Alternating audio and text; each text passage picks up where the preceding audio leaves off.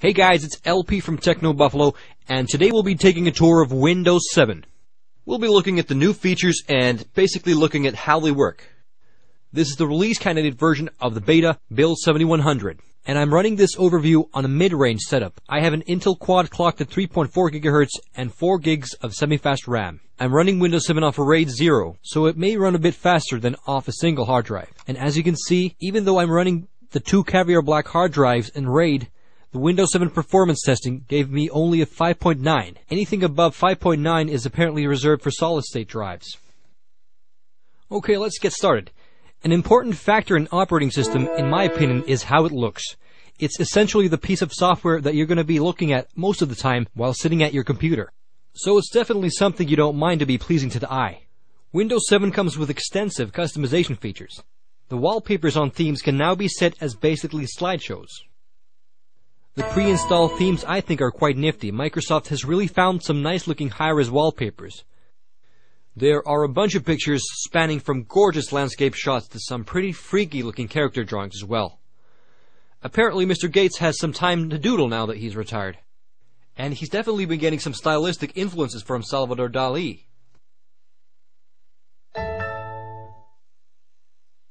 The architecture theme has some stunning shots of very interesting looking buildings.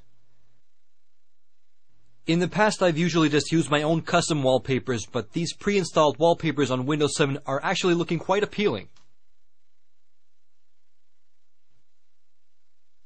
Just like on Windows Vista, you can tweak the color settings of the taskbar on Windows to suit your liking. I think a bright pink might go pretty well with this blue color. Or maybe not. When you get tired of pre-installed themes, you can make your own slideshow-based theme. Just bring in your own set of pictures and set the time interval, and you're pretty much good to go. And you can shuffle up the pictures if you will. Anyone recognize what this wallpaper is from? Now this is going to be a good movie. I must go see it. Whoops, how'd that get in there? Now this is nice. This wallpaper is from the upcoming Tron Legacy movie. The desktop itself hasn't changed too much. The sidebar from Vista is now gone, but you can still have your average widgets, or gadgets as they're now called, that you can lay out on your desktop. Double-clicking on the gadgets lays them out on the right edge of the screen. You can also drag the gadgets to any place of the screen that suits your liking. Out of the way is usually a good idea. A transparent grid automatically aligns the gadgets and icons and keeps the desktop looking clean.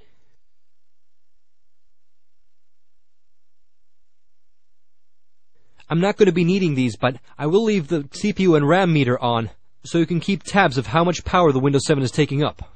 Just for clarification, some of the RAM and processor usage is being taken up by the recording software, which is recording this in high definition. If you're interested in the software, Google Camtasia 6.0. Okay, let's take a look at the more interesting changes to Windows 7. One of which is the new taskbar, or the super bar as they now call it. Interesting prefix. I would have called it the mega bar.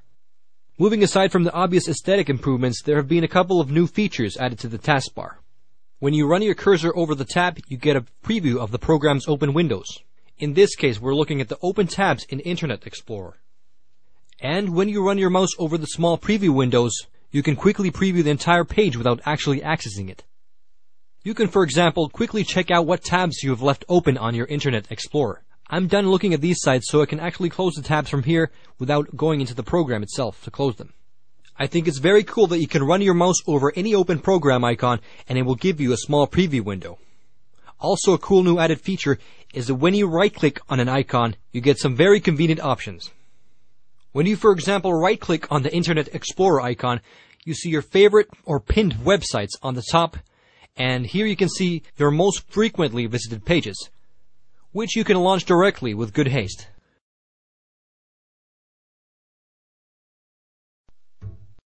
You can also pin some of your frequently visited pages to your pin section, if you like.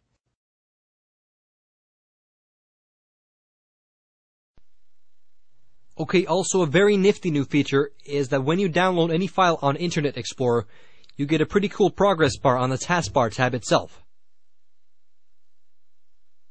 So when you are, for example, downloading big files, you can easily keep tabs on your progression by simply looking at the taskbar tab itself.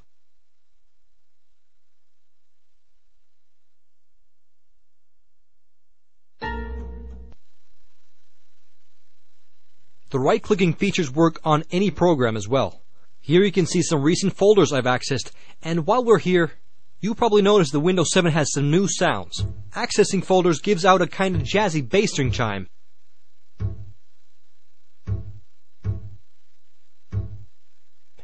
Which always brings, at least to my mind, the Frasier theme. Hey baby, I hear the blues are calling, tossed salads and scrambled eggs. Quite stylish. It could be just me though. Anyways, as I mentioned, the preview view works on any program. Right-clicking on the Microsoft Word brings out an option to launch recent Word documents, and it's an option that I very frequently use. Windows 7 also has some mouse-free commands for operating the taskbar. You can just hit the Windows button and press the number that coincides with a program running from left to right on the taskbar. For example, I want to launch the Google Chrome program, which is second from the left. So I hit Windows 2. The VLC player is fifth from the left, so I hit Windows 5. This is also a feature I've grown accustomed to, and I use quite often. I mean, come on, moving your mouse is so 2007. Okay, let's actually bring the VLC player back up, and I'll show you a cool new feature. In Windows 7, you can grab almost any program and run it against the edges of your desktop. It will stick to the edge and scale the window on the side of the screen. So if you, for example, run it over here on the right and release, it will scale the application to the right side of the screen. Or if left is your preference, you can easily place it on the left. If you drag the program to the upper edge, it will maximize the window. The new feature saves time in scaling windows to appropriate size, for example in multitasking situations. And I actually use this feature quite a lot while writing my thesis. During the couple of months of writing, I actually watched 4 seasons of Battlestar Galactica on split screen. You know, needed some inspiration for the writing. Multitasking at its best. Excellent show, by the way. I just ordered the whole series on Blu-ray to replace my DVDs. Hi, Lee. Kara? Don't freak out, it really is me. Another feature coming up is called Aero Shake. For this, we need to create a bit of a mess, so let's open all these programs on top of the VLC player. Ever so often, you might find yourself in a situation where you have a lot of windows and junk open on the desktop, and you just need to get rid of all windows except one. Aero Shake is a solution for this. Just grab a program from the top and shake it violently. As you can see, all other windows are minimized. Shake it again, and it's a mess all over again. And shake. Not a bad feature, but sometimes you just want to clear the entire desktop. And a button for this is found way down here on the right. Clicking it will clear the desktop. I know where it is, and I'm going to take us there. It's great to see that this time around Microsoft have really listened to the core users. They've kept all the features that worked and fixed or improved on some of the features and issues that didn't work on Windows Vista. One of the reasons why I skipped on Windows Vista was the gaming on the operating system was worse than on Windows XP. As you may have guessed, I play a lot of games. Here are some of the games I've played recently, but let's take a look at how Windows 7 can handle one of my favorites. Okay, video settings are maxed, and let's play some Fallout 3 with Windows 7. Welcome. On Vista, I would be getting some lower frame rates and some stability issues as well. Even though Vista had DirectX 10 support, which the XP lacked, not many games supported DirectX 10 at the time, so I had no reason to stick with Vista. But Windows 7 brings a change to this. It's equally as fast as XP in gaming, and it brings DirectX 10 support, and support for the upcoming DirectX 11 as well. In my heart I have but one. Hello, kind sirs. Would you like to have 8 mini nukes? Have some. And that one is Oh!